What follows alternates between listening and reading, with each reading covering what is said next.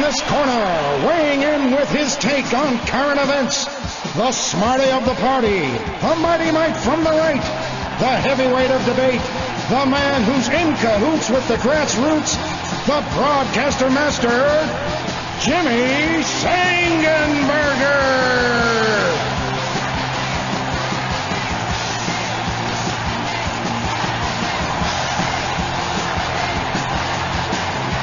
Time now for the second hour of the Jimmy Sangenberger Show right here on News Talk 710 KNUS. Thank you so much for being a part of the program and for your listenership. I always love talking to callers like Rusty who listen to the program and enjoy it, enjoy what we do with the bumper music and with the guests. Very glad to have an experience that you enjoy. 303-696-1971 is our telephone number right here on News Talk 710 KNUS, and you will want to keep that number in mind because this next topic of conversation is going to surprise you and probably irritate the heck out of you, especially if you are already frustrated with college campuses thinking that they are stifling innovation, stifling free speech, stifling opportunity for students that go to colleges and universities. There's something very striking that I didn't even know about until I met Caleb Carr, the president of Students for Intellectual Property Rights, who joins me here in studio. I didn't know about this, but apparently students at universities, not all, but most colleges and universities throughout Colorado and across the nation as well, really don't have intellectual property rights for those things that they develop while they're at school. For details on this and the solution to the problem, I'm pleased to welcome Caleb Carr right here in Studio 710 KNUS. Caleb, welcome to the show. It's good to have you here. Thank you very much, Jimmy. So tell us about your academic background. You are at CU Denver, right? That is correct. And what are you studying? And explore that for us for a moment. I'm currently studying neuroscience and public policy at the University of Colorado, Denver. From there, I've been working in research. Ever since my freshman year, I've been working under Dr. Randall Tagg, specifically working on helicopter research technologies. And in fact, we've actually got our first startup that we were actually out at MIT and Microsoft out in Boston just this last week. Wonderful. So this is an example of something that you've been developing on the campus, and now you got a startup. So you were starting to look into how can we make some money off of this great idea dealing with helicopter retractors and whatnot. Exactly. Without going into details on that side of the equation, what did you come up against? What wall did you hit when you were exploring, well, how exactly can we make some money out of this? Well, besides my startup, I originally came out the University Innovation Fellows, which is a project funded by the National Science Foundation, Stanford University, and VentureWell, a grant agency based out of Massachusetts. And basically what we ended up realizing is as we promote innovation entrepreneurship, which is our task as fellows, that students were being inhibited by this thing called intellectual property. Now, not many students actually know about it. In fact, no students that we've ever met have actually heard about the issue when they came into university their freshman year. In fact, it's only when they actually get into engineering, when they get into being an entrepreneur or anything, whether it's film, music, or a very dense tech environment, they're not realizing the fact that they actually will give away a majority of their equity in their company if they overdo a startup or just create a patent. Now, how in the world does that happen, Caleb? Because if I'm on a college campus or if I'm at home or if I'm wherever and I'm developing this technology, I developed it. It was my idea. How in the world does the university decide that it gets its grubby hands on it? By means of you being a student at that university, you have to give either 100% ownership or any percentage that the university deems. For example, the University of Colorado, of which I'm currently a student of, that I have to give away 75% of anything I create in equity and royalty share. I won't be able to even go out and create a business, to go and out and get money to repay my student loans, etc., because I'm not being actually promoted to innovate, because the university says that because you're a student at my institution, you will have to give over your intellectual property, no questions asked. I'm looking at Regis University here where I am a graduate. No ownership for students at all at Regis University, University of Northern Colorado, Colorado School of Mines, or Adams State University. Shockingly low, as you pointed out, for University of Colorado. Is pretty impressive, though, to see Colorado College and University of Denver explicitly have 100% ownership for students of their intellectual property. A number of universities and colleges do not have their policies set. Colorado Christian University, Western State Colorado University among them. And then I'm looking at IP royalty shares, and it basically mimics what we're seeing for the most part up here with student IP ownership. The only difference that I'm seeing from the charts that your organization provides is that University of Denver somehow gets more of a royalty share, the majority of royalties on these projects. So what are the consequences of this? I mean, if you have students that are on the campus, they're coming up with these ideas, they want to be empowered, their professors are trying to empower them, and then what? Ultimately, nothing. Students end up graduating from their institution and not running with it because they don't have any ownership of it. So most students that we meet with either wait to actually take their idea to full development until they actually graduate, or they just don't do anything with it at all. In fact, I've met with a number of my colleagues, in fact, through the University Innovation Fellows, who have created pieces of technology, but because the university comes in and says, look, we own this, either they'll pay out of their pocket to use specific facilities, or they'll pay out of pocket to make sure that they can go to a local incubator, so that they take their technology out of it. Not only we're forcing them to pay tuition, program fees, and course fees, but also forcing them to pay for a space that hypothetically they shouldn't have to pay for because they are a student paying anywhere from $20,000 to $40,000 to go to that specific institution. And so obviously this is going to stifle innovation, because why take your college years on the campus to develop something that you can eventually make money off of when later on, after you graduate, you can go and do it and be able to keep the full amount of those proceeds, which then I think also has a negative effect as a consequence on small business creation and development, especially among young people who are doing all sorts of tech startup companies. Well, let's take a look at San Francisco, for example. San Francisco is a huge tech startup area. And the means that they've been able to do that is through young people. You have Google, you have Stanford, you have all these institutions that promote small business creation through tech specifically. But if you go to just the University of Colorado, for example, if you're not giving students the means to actually have the majority equity in their company, there's no way that they can actually go out and find an investor that's willing to actually give you money to take your business to the next step. Because if you only have 25% of your equity, what's the investor going to invest in? Not much, because you're still going to want to keep 25 of that because that's your majority of the company that the university already has the majority, but at least that would be something that you would have. But aren't students paying thousands and thousands of dollars, Caleb Carr, guest president of students for intellectual property rights? Are we not in a situation where students are spending thousands and tens of thousands of dollars on a college education trying to develop these things, and then when they leave, pay back those loans, hoping maybe their creative idea would be helpful in that endeavor? Hands down. I mean, one of the biggest things that we talk about in Washington, D.C. or here in the Colorado State Legislature is the need for students to pay back their tuition. It's a huge political topic right now. And in fact, the student loan debt is going right through the roof. And so what we need to figure out is a way for students to be able to pay back that tuition. And ultimately, by promoting students to create small businesses, we're going to be able to take that to the next step. But if universities continue to own the majority of their intellectual property, there's no way that they'll actually go out and create a business, create a patent, to create something that will help them pay back their student loans and take them to the next step in whatever endeavor they're trying to fulfill. So what do we do to fix this? What is the solution to making it more possible for students to be able to essentially, literally, earn their keep?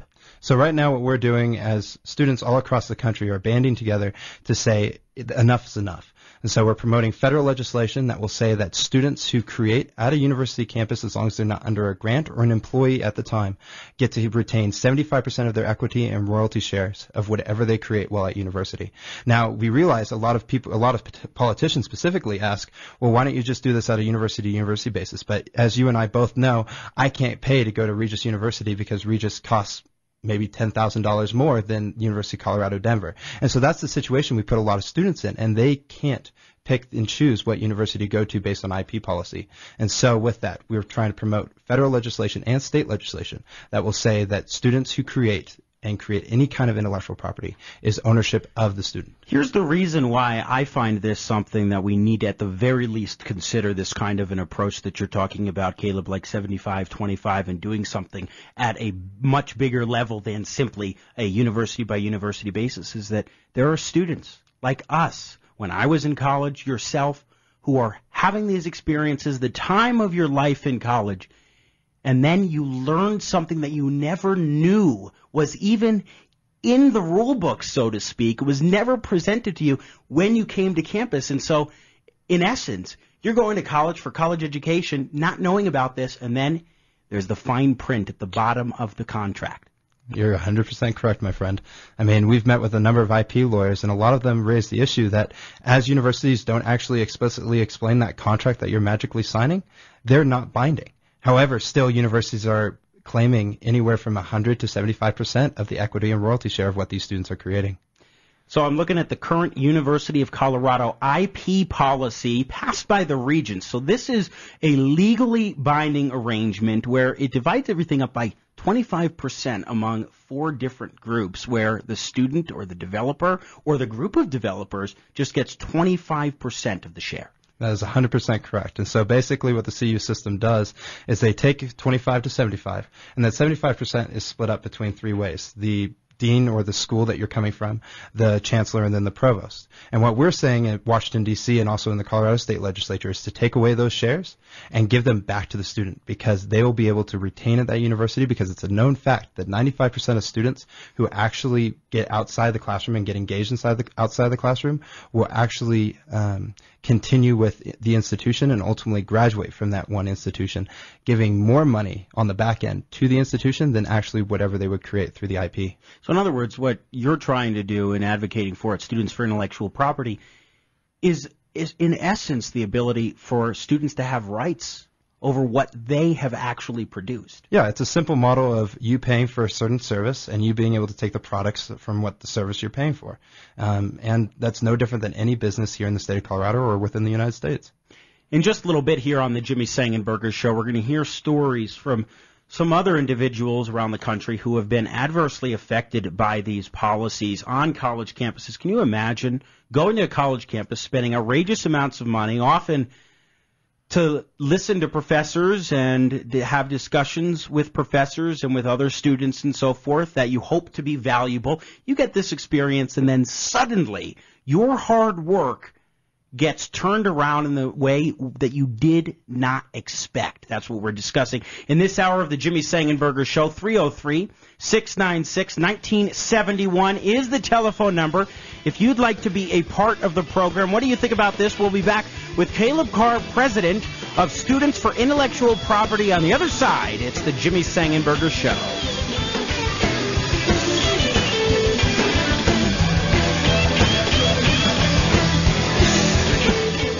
Jimmy Sangenberger, News Talk 710 KNUS.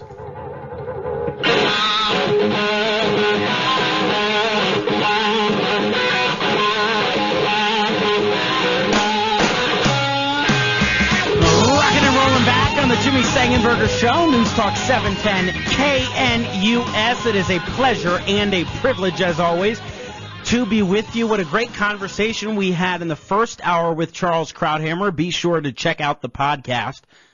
Usually up tomorrow at 710knus.com, and then we'll be getting that up soon at jimmysangenberger.com as well. Reminder, how do you spell Sangenberger? It's a fun one.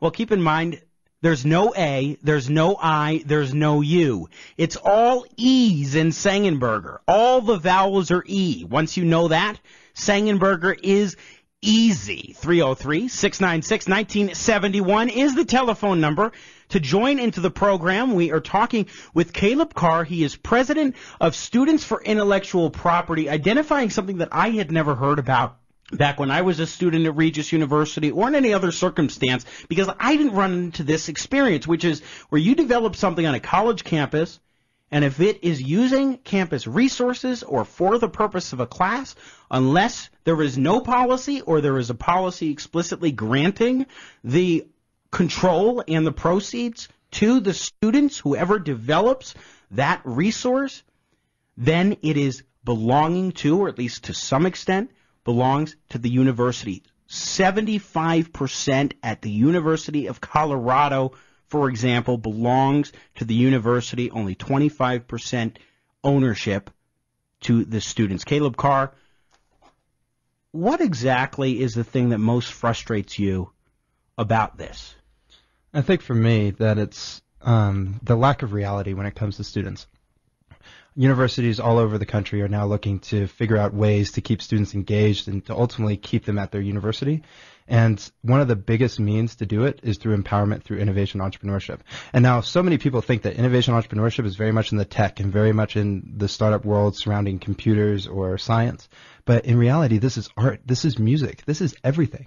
And in fact, university students all over across the nation are signing away their intellectual property rights, even just to go to school. And I personally believe that out of all of the issues that I've brought up over the last 30 minutes and students continue to bring up, the one where students are forced to give away whatever they create in order to even go to university is outrageous to me. And we're not, as a U.S., as the United States, not coming together to actually say that this actually needs to change, that this needs to happen.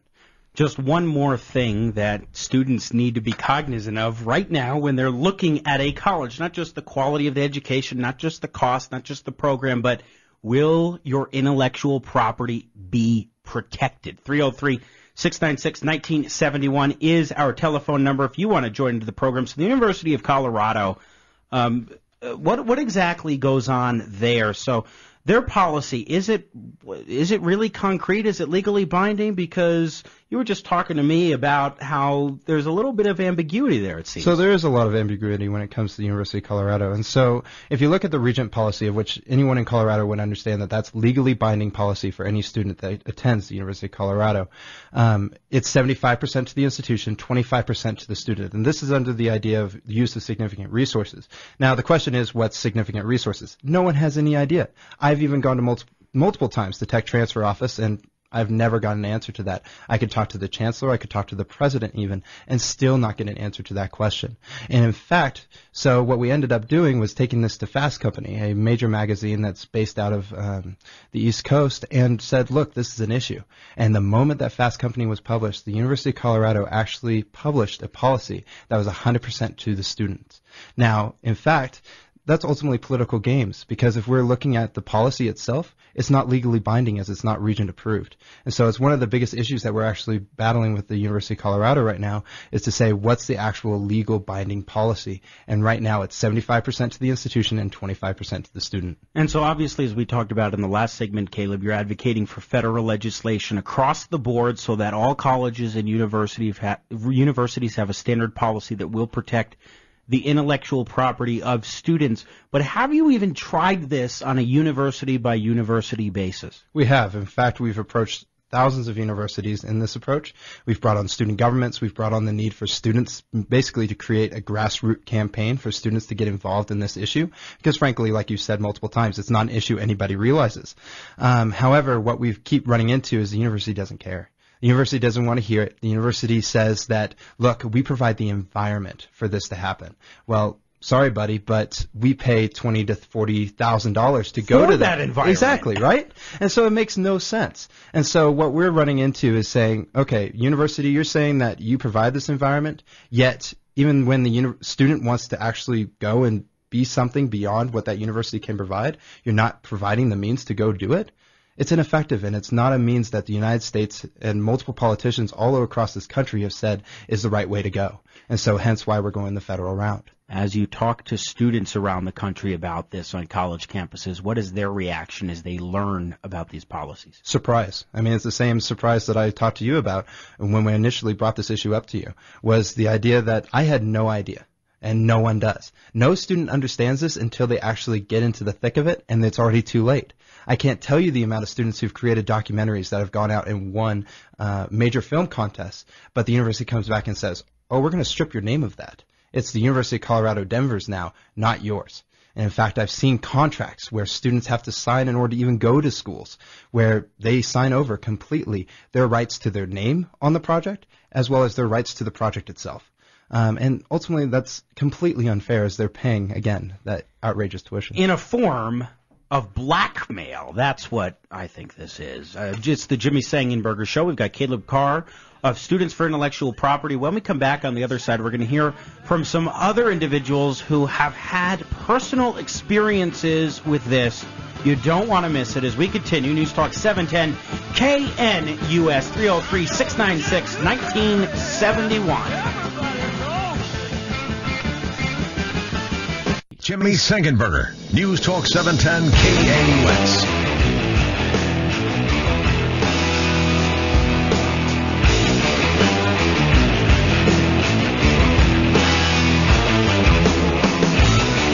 Bonamassa here as we come back. He's coming to Colorado again. I cannot wait.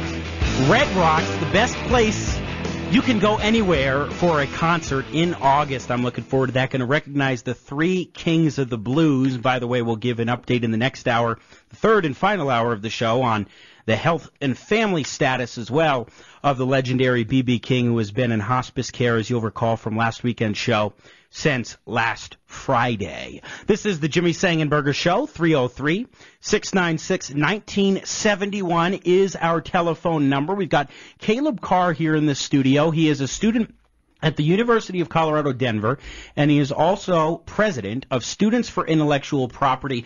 And for those who are just joining us, Caleb, I want you to set the stage once again. What exactly is the problem that we're seeing at universities and colleges across the country that you just haven't been able to get responses from universities and colleges on a case-by-case basis? Ultimately, the question around intellectual property. What do you actually create? What do you actually own while you're at the university? What we're running into is that students, faculty alike, aren't realizing that when you create something at an institution, it's not the ownership of the student or the creator. It's actually ownership of the institution that you're actually going to.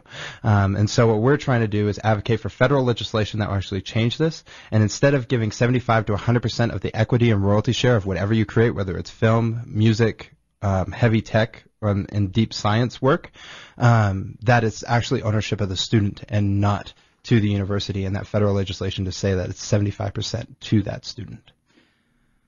It is remarkable for me to consider this and think about college campuses across the country where students go with the expectation of learning, getting an education, and then being able to graduate and hopefully recoup what they spent on their education in a job, maybe using what they learned or created while they were at school, but then finding themselves incapable of doing so, not because of their own merits, but because of something that the university has put in their way. Let's go to the phones now, where we have several callers who are involved with the Students' Intellectual Property effort. And I want to start with Taylor Swanson, and I'll let you introduce each of these students, Caleb.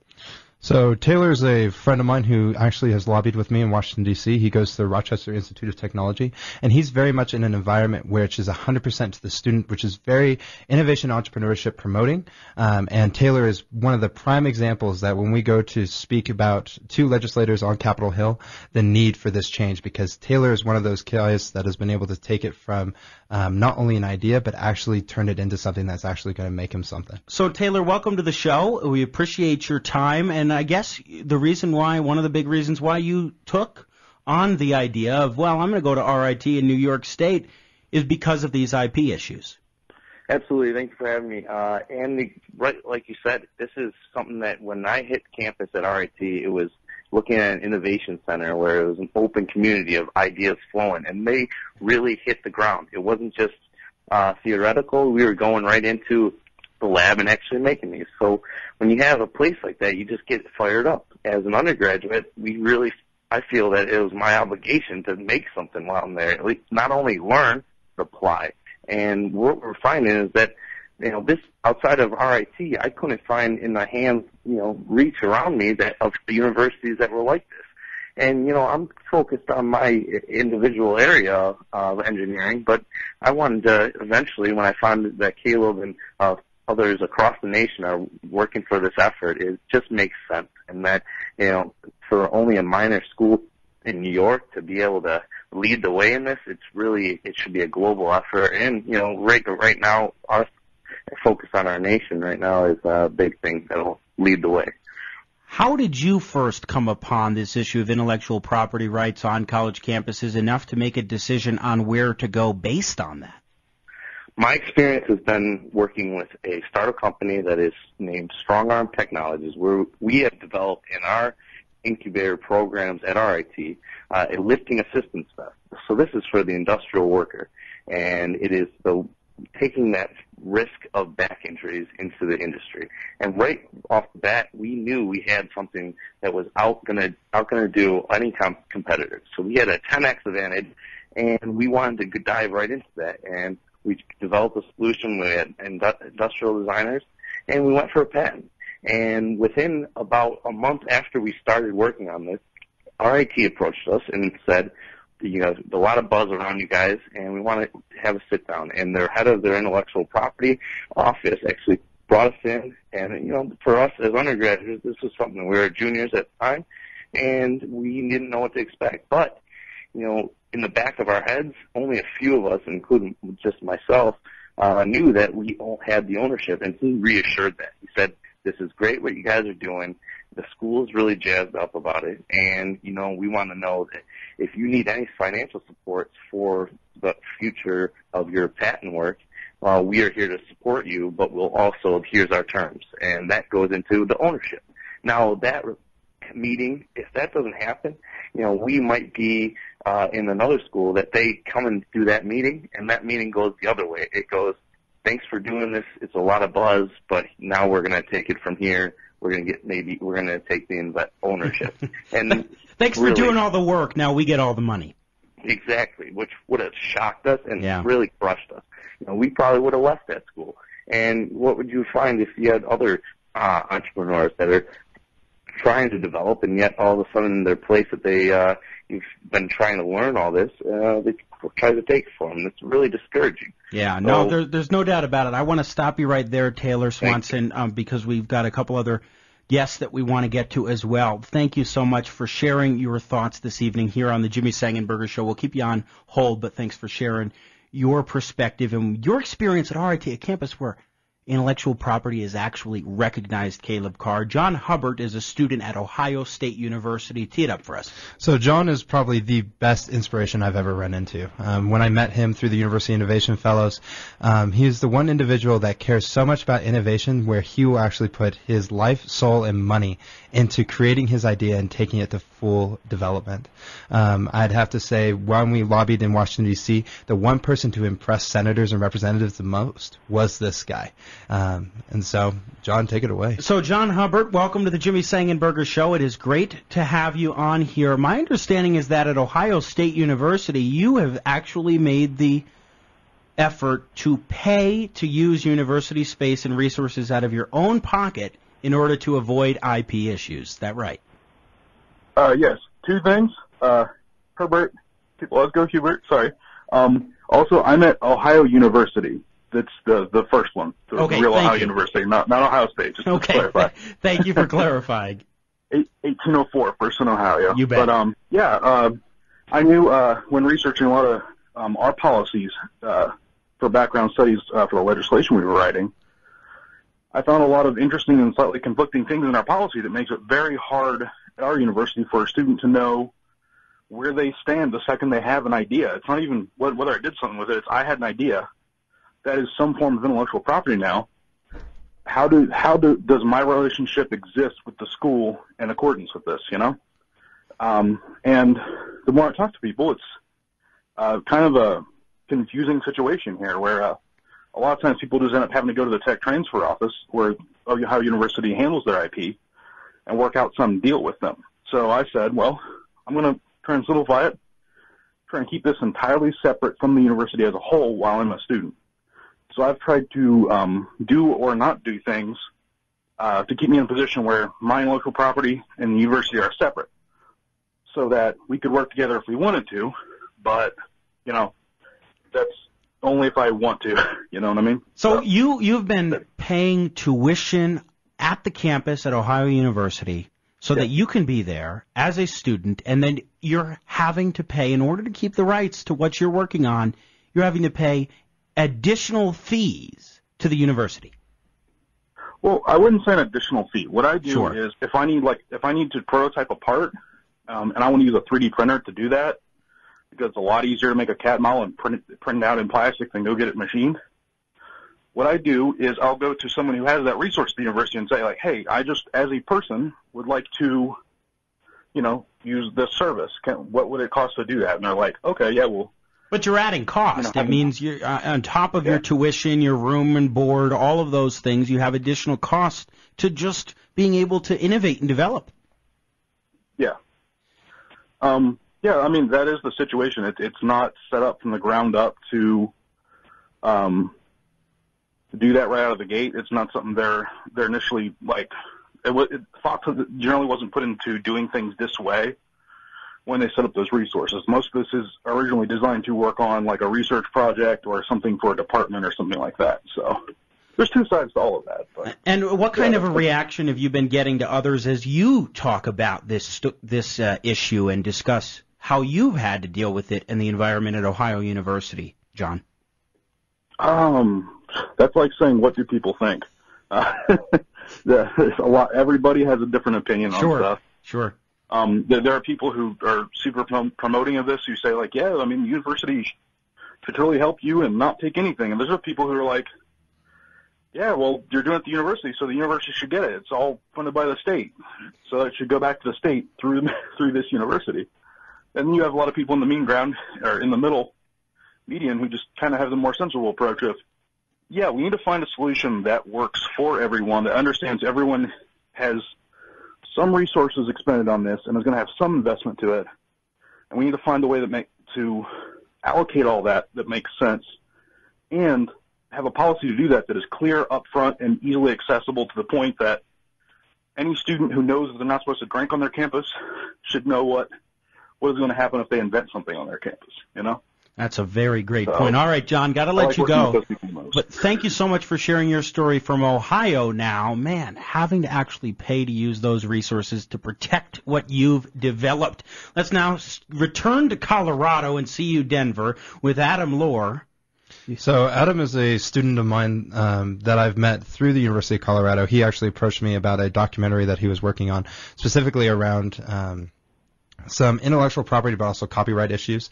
Adam also was able to outline to me some of the contracts they actually had to sign, and hence why I believe he'd be a great point. So, Adam, you've actually had to sign contracts with the university dealing with intellectual property. What have you had to sign? Well, it's not so much that I've been having to sign contracts. It's the fact that we're having to get all of the other people that we're so I'm producing a documentary this semester, which has just finished post-production, and we have to get everybody to sign these contracts that essentially sign all of their rights away to the University of Colorado, Denver. And it was actually pretty interesting because we interviewed an entertainment lawyer, and he was just appalled by the contract that we were actually putting out there to people, and he wouldn't sign it in the form that it was given to him. How does this impact you, and especially in the creativity process and the development process? I mean, is this a project that you would really like to do something more with if you could? Well, the documentary is more of just an interest project, but on another class level, I was, out of the entire film program, selected to produce my web series across the whole scheme there. And so for the last semester, we've essentially been running a film studio sweatshop where we are making a documentary, and we've literally put in 500 plus hours, and you know, this is something that I feel like my tuition should be paying for, and I shouldn't be. The university should be working for me, not the other way around, in my opinion. Really? Are you seriously saying right now that if you're going to pay for an education, that the university should actually provide the education? I know it's a revolutionary concept, but CU Denver is a film program that is not very well known, and they're really trying to break out for more selfish reasons than not. And they're more exploiting people than really trying to, with the exception of some teachers, but specific teachers are trying to get the school on the map, per se, and really willing to do anything that they can in order to accomplish that. And so what would you like to see changed here, Adam Lohr? That's a really complex question. What sort of specific change are we talking about? We're talking about ownership right now? Yes, in terms of being able to broaden for intellectual property, are you really, like Caleb here has been talking with us about, trying to make for greater opportunity for student ownership of what they produce?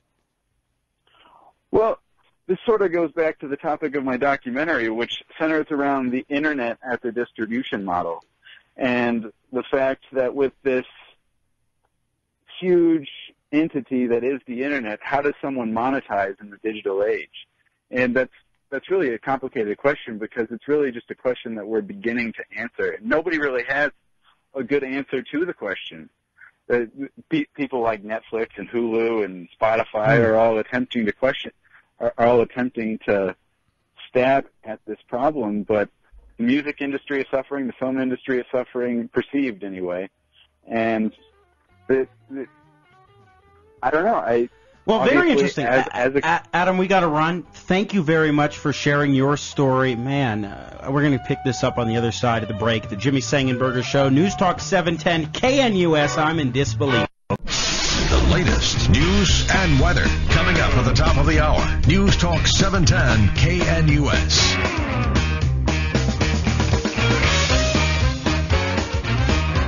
Boy, oh boy, has this hour flown right on by. Jimmy Sangenberger back with you, along with Caleb Carr, our guest. He is the president of Students for Intellectual Property.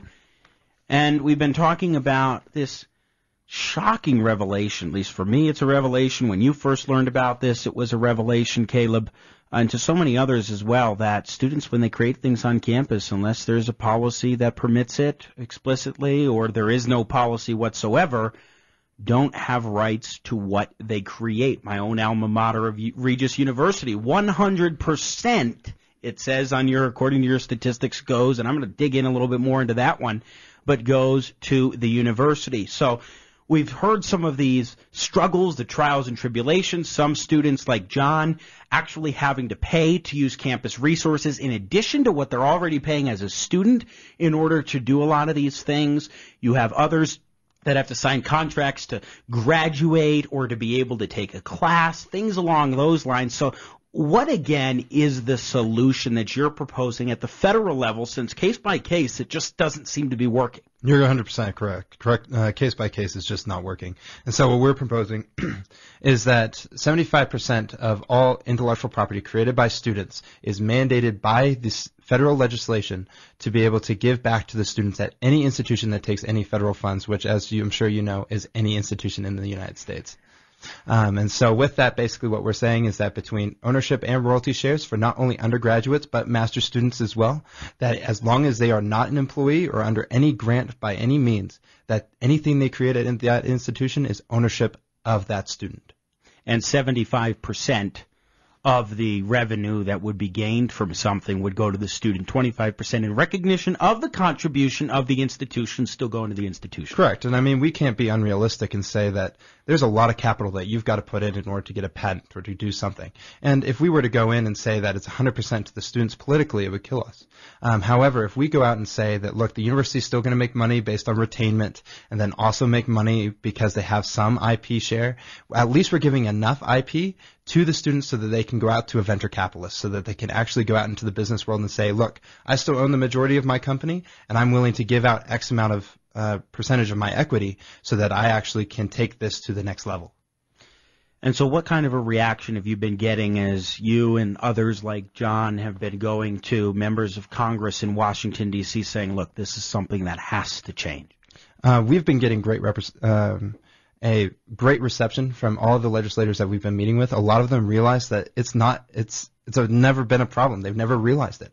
In fact, I had an hour-and-a-half meeting with Representative Polis, which represents the Boulder area, just a number of weeks ago for an hour and a half, and discuss the need for innovation entrepreneurship all over this country. And so as we're working with Representative Massey and a number of other representatives and senators on both sides of the aisle to say, look, this needs to change, we need to figure out how we can get past the major lobbying groups at the university.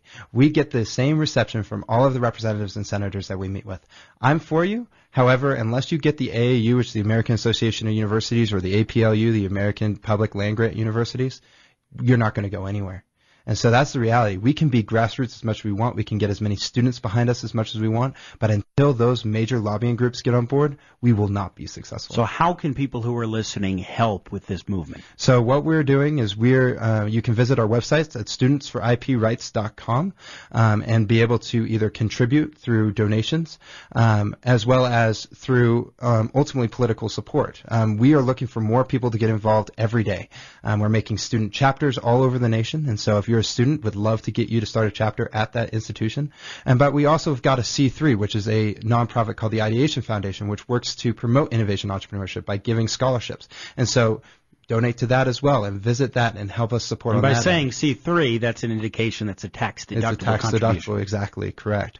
And so what we're trying to do is basically say that you as a student, we are going to empower you. We're going to give you the means through scholarship to go and be an innovator, and then we're going to put our money where our mouth is and actually advocate for you on the federal level to give you a good share of your intellectual property. If you're for limited government, you're for property rights, and if you're for property rights, you should be for intellectual property rights. So, ladies and gentlemen, I hope you will check out studentsforiprights.com. Caleb Carr, excellent work from you and your team. Keep up the good work, and we're going to stay on this issue here on the Jimmy Sangenberger Show and see what we can do to help out. Sounds perfect, my friend. Thank you very much for having me. All right. Thank you. Very impressive group. Again, studentsforiprights.com. By the way, does the Ideation Foundation, your 501c3, have a website too? You can also visit that at theideationfoundation.org. All right. Thank you very much. We're going to come back on the Jimmy Sangenberger Show. If you want to chime in with your thoughts, 303-696-1971 is the telephone number. We're going to talk about some of the key topics of the week in the next hour, and I'll also give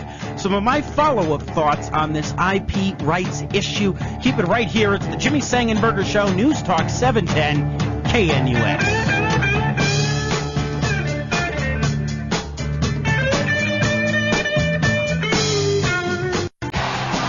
Saturday night is never all right for the third and final hour of the Jimmy Sangenberger Show, flying by faster than a speeding bullet. Did I just use someone else's intellectual property right there? That was from Superman, ladies and gentlemen. Faster than a speeding bullet, okay? Just to be clear, I'm giving credit where credit is due, especially in light of that hour-long conversation we just had with Caleb Carr and others from Students for Intellectual Property here on the Jimmy Sangenberger Show. And I just want to make a comment, and then I want to get Dwayne's thoughts as a father here on the Jimmy Sangenberger Show. I just want to say, look, I am generally not for any sort of federal action except to protect rights in this required capacities.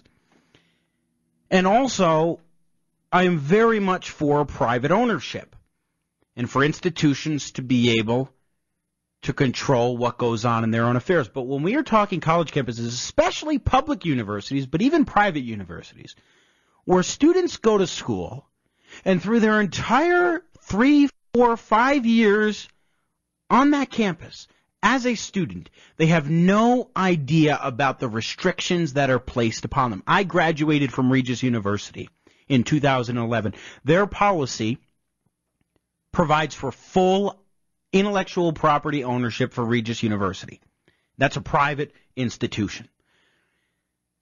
Stifling innovation, stifling creativity, preventing young people from being ingenious and from being able to pay back the loans to a college and university that, you know, to be honest, in this day and age, so many of our college campuses, so many of our degree programs just aren't worth the money.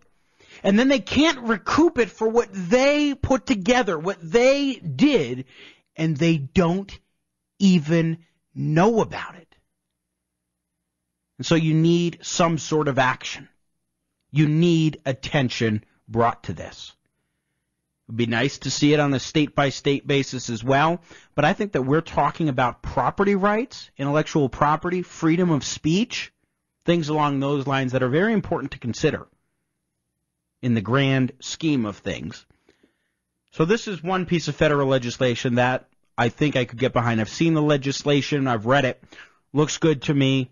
At the very least, I'd like to see this on a state-by-state basis, but also at a federal level, I think I'm very much open to that prospect. I'd like to have some elected officials and others on this program about this, talk to Jared Polis, CU Regents, candidates for CU Board of Regents, and others about this. So, Dwayne, I want to ask you this question because you're a father of a kid. You've got who's in college at Texas A&M.